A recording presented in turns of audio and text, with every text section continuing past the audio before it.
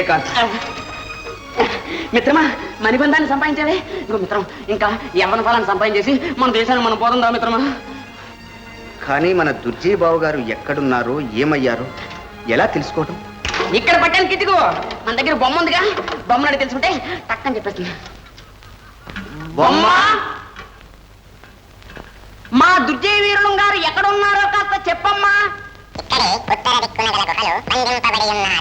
ఉత్తర దిక్కు ఏకాంతం అట్టుగా అది ఇటు. ఓ యవ్వన ఫలం కోసమా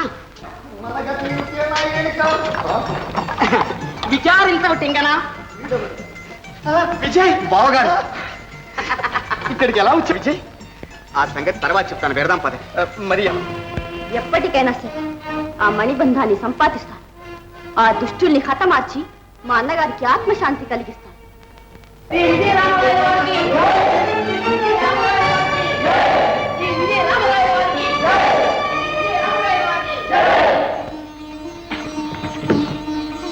విజయ్ మహారాజా వచ్చావా నాయన? రావడమే కాదు మహారాజా, యవ్వన ఫలాన్ని కూడా తెచ్చాడు మన విజయుడు. అలాగా? ఇదిగో మహారాజా, అపూర్వమైంది యవ్వన ఫలం. భలే సాధించగలిగావు విజయ్. అది సరేగాని ఆ రాక్షసుడు ఏమయ్యాడు? ఎంత అమాయకులు మహారాజా మీరు. మన విజయుడు సామాన్యుడు అనుకున్నారా? ఆ రాక్షసుని చంపే ఈ పండును తీసుకొచ్చాడు. అంతేకాదు ఇదిగో మహత్తరమైన మణిబంధాన్ని కూడా సంపాదించాడు. అంతేకాదు రాయిలా పడి ఉన్న నన్ను కూడా బ్రతికించి తీసుకొచ్చాడు. అంతేకాదు ఇప్పుడు అదంతా ఎందుకు బాగుంది? ముందు మీరిద్దరు వెళ్ళి విశ్రాంతి తీసుకోండి. మహామంత్రి, ఈ శుభవార్త ప్రజలందరికీ తెలియజేయండి. విజయోత్సవానికి ఏర్పాట్లన్నీ చేయించండి.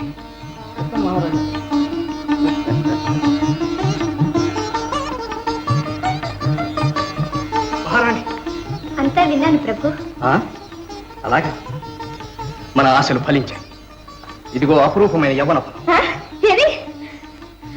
ఇది తింటే యవ్వనం పోదట, వృద్ధాప్యం రాదట. తెలిసిందా? ఇంకా ఆలస్యం ఎందుకు? అబ్బా మీకంతా తొందరే. ఈ పండును పూజలో పెట్టి తర్వాత తిన్నాను. అలాగా? అయితే అదేదో త్వరగా కానీ.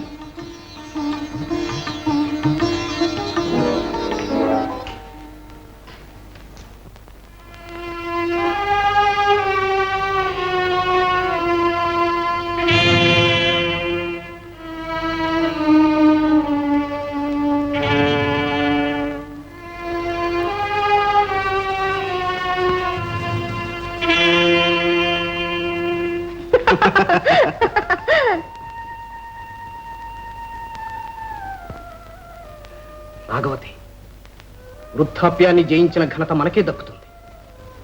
మన జీవితం అంతా తీయని కలలా సాగిపోతుంది. చరిత్రలో మన కథ చిరస్థాయిగా నిలిచిపోతుంది. అవునా?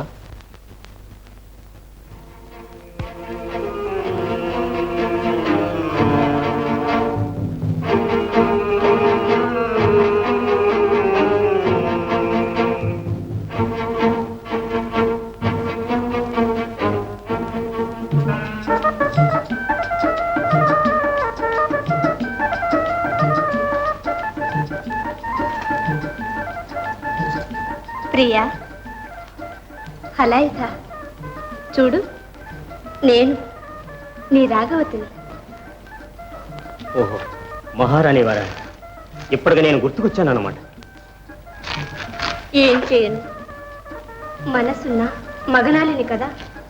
మహారాజు గారిని నిద్రపుచ్చి రావడంలో కొంత ఆలస్యమైంది. అందుకు నన్ను క్షమించవు. రాదు. హలాయిత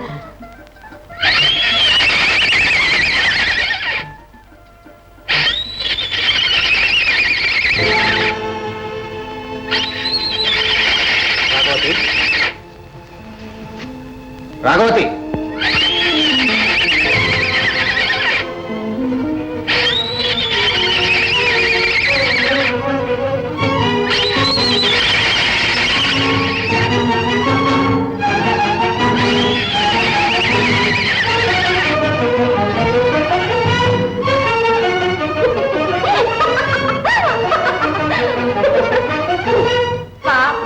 యవ్వన ఫలాన్ని తనే తిన్నానని మురిసిపోతున్నాడు పిచ్చి మహారాజు. మోసం చేసి నీకోసం తెచ్చారని తనకేం తెలుసు? రాఘవతి! ఛీ! చిచ్చి, నీ వంటి పాతకురాల్ని చంపటం కూడా పాపం కాదు మహారాజా, పాపం కాదు. ఇటువంటి వంచకురాలను క్షమించకూడదు. కుల వంశం ఉభయ వంశాలకు తీరని కళంకం తెచ్చాం. పశువు కన్నా హీనంగా ప్రవర్తించాం. ఛీ! ఇంకా ఏ ముఖం పెట్టుకుని బ్రతుకున్నావే నీచురాలా. మహారాజా, ఒక వ్యభిచారిని నా సోదరి అన్న అపకీర్తిని భరించి నేను బ్రతుకలేను. ఆజ్ఞ ఇవ్వండి, ఈ భ్రష్టురాలిని చంపి నేను చేస్తాను. ఆవేశపడకండి బావగారు.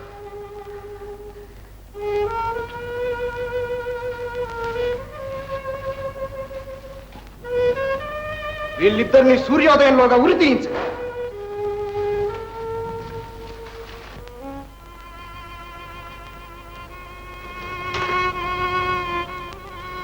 అన్నయ్య, మీరు తొందరపడుతున్నారు. ఎవరో ఒకరు చేసిన పాపానికి ఏ పాపం ఎరుగని మీ ప్రజల్ని నన్ను ఇలా అనాథులుగా చేసి అడవులకు వెళ్ళిపోతారా? మీ పాదాలంటే ప్రార్థిస్తున్నాను. దయచేసి మీ నిశ్చయాన్ని మార్చుకోండి, వెళ్ళకండి. కాదు నాయన, వెళ్ళాలి. లేకుంటే జరిగిన పరాభవాన్ని తలుచుకుంటూ ప్రేమించిన ప్రపంచాన్నే ద్వేషించవలసి ఉంటుంది. మాలో రాక్షసత్వం విజృంభిస్తుంది. ఆ దుస్థితికి లోను కాకుండా మా జీవిత శేషాన్ని ప్రశాంతంగా గడపండి.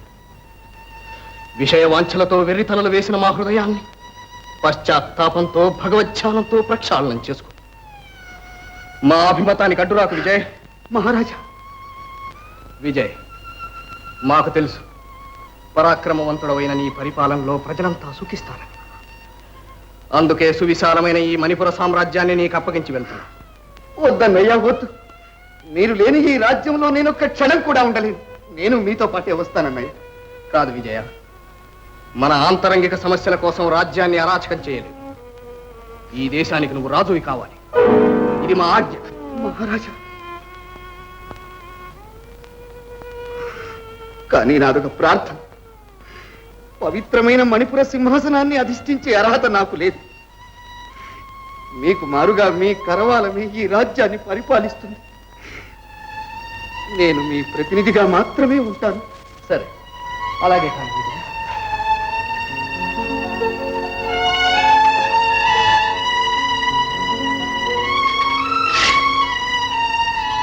దయచేసి నన్ను కూడా ఈ బాధ్యత నుండి విముక్తుని చేయండి మహారాజా. అదేమిటి బావగారు?